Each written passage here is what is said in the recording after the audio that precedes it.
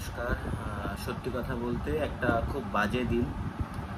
আমাদের প্রায় লক্ষ লক্ষ যারা পরীক্ষার্থী, যারা 2016 সালে এসএসসি শিক্ষক, অশিক্ষক সমস্ত বিভাগে যারা চাকরি পরীক্ষা দিয়েছিলেন, তার পরিমাণ প্রায় এখনও অবধি লক্ষ লক্ষ, প্রায় 5-6 লক্ষ পরীক্ষার্থী পরীক্ষা দিয়েছিলেন, তারও বেশি হতে পারে।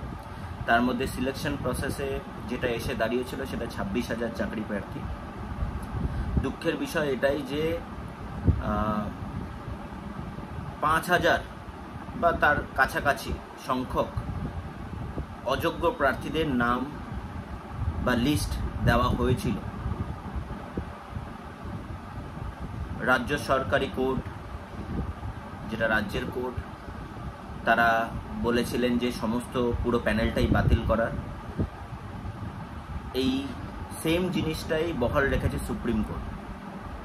দুর্ভাগ্যের বিষয় এটাই যে আমাদের কাছে 5,000-এর সংখ্যক লিস্ট থাকা সত্ত্বেও আমাদেরকে 26,000 অর্থাৎ পুরো প্যানেল বাতিল করতে হলো। মানে আমাদের নয়, সুপ্রিম কোর্ট বাতিল করলেন। এখানে তো আমাদের আপনাদের কারো হাত নেই, court is a higher authority. এবার প্রশ্ন হলো কেন? এখানে অনেক রকম ক্লজ রয়েছে। ক্লজ হলো রাজ্য সরকার যে পরিমাণ দুর্নীতি করেছে, এই পশ্চিমবঙ্গ রাজ্য সরকারের বিভিন্ন কমিশন, যে স্বশাসিত বিভিন্ন কমিশন, যেটা কমিশন হয়, রাজ্য সরকার হয়, এরা এক একজন এক এক রকম ডেটা দিয়েছে। কেউ 4,500 অযোগ্য দিয়েছে, কেউ 4,800 দিয়েছে, কেউ 5,000 দিয়েছে। এই যে ম্যানিপুলেশনটা, এই যে সংখ্যার যে বিভিন্ন রকম ভেদাভেদ, এইখানে সুপ্রিম কোর্ট কনফিউজড হয়ে গেছে।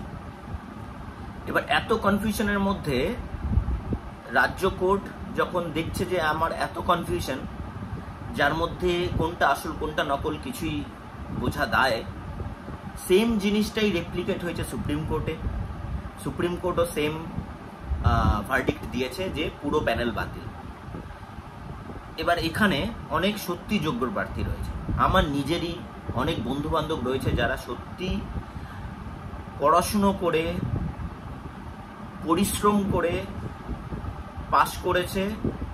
এতগুলো টাকা পয়সা 9-6-এর খেলার মধ্যেও তৃণমূল সরকারের চোখে আঙুল রেখে প্রমাণ করে দিয়েছে তারা যোগ্য প্রার্থী। তাদের কাছে ওএমআর শিট রয়েছে। হাইকোর্ট, সুপ্রিম কোর্ট, হাইকোর্টের পরে সুপ্রিম কোর্ট একটা আবার নির্দেশনামা দিয়েছে। সেখানে বলেছে 3 মাসের একটা ভ্যালিড টাইম, সেখানে আবার রিপ্যানেলিং হবে বা সামথিং। আবার এখানে একটা কিছু ক্লজও দিয়েছে সুপ্রিম কোর্ট যে যারা শারীরিকভাবে অক্ষম তাদের চাকরি বহাল থাকবে, যারা শারীরিকভাবে দুরারোগ্য রোগে আক্রান্ত তাদের চাকরি বহাল থাকবে, আর যারা আগে কোনো একটি চাকরি করতো, সরকারি চাকরি, আমি ধরে নিচ্ছি অ্যাজ এ লেম্যান ল্যাঙ্গুয়েজ আমি বলি, ধরুন কেউ একটা প্রাইমারি স্কুলের টিচার ছিল, সে নিজের ক্যারিয়ার অ্যাসপিরেশন হিসেবে সে বলেছিল যে না, আমি এসএসসিতেও চাকরি করতে পারি, আমি চাকরি পরীক্ষা দিই, যদি আমার হয় তাহলে আমি এসএসসিতেই চলে যাব। প্রত্যেকের নিজস্ব ক্যারিয়ার অ্যাসপিরেশন থাকে। তারা প্রাইমারি চাকরি ছেড়ে এসএসসিতে চাকরি পায় এবং এসএসসিতে সে জয়েন করে। এই যে পুরনো চাকরি, যে পুরনো সরকারি চাকরি, কেউ কলকাতা পুলিশ থেকে টিচার হয়েছে, কেউ এগ্রিকালচার ডিপার্টমেন্ট থেকে শিক্ষক হয়েছে, যার যা ক্যারিয়ার অ্যাসপিরেশন থাকে। তো এক্ষেত্রে সুপ্রিম কোর্ট একটা রায় দিয়েছে যে যাদের পুরনো চাকরি, সরকারি চাকরি ছিল, তারা পুরনো চাকরিতে ফিরে যেতে পারে। এবার পুরনো চাকরির সংখ্যা কতজন, এখানেও একটা সংখ্যা বেরিয়ে এসছে, যার সংখ্যা শুনলে আপনি হাসবেন। 450। 26,000-এ 450 বাদ দিলে 25,500 প্রার্থী। তার মধ্যে আমি ধরে নিলাম 5,000 অযোগ্য। 20,000 ছেলে মেয়ে তো জেনুইন, যারা 2016-তে চাকরি পেয়ে 2025 অব্দি চাকরি করেছে, তাদের সংসার হয়েছে, তারা কেউ লোন নিয়ে বাড়ি করেছে, তাদের অবস্থাটা একবার ভেবে দেখুন।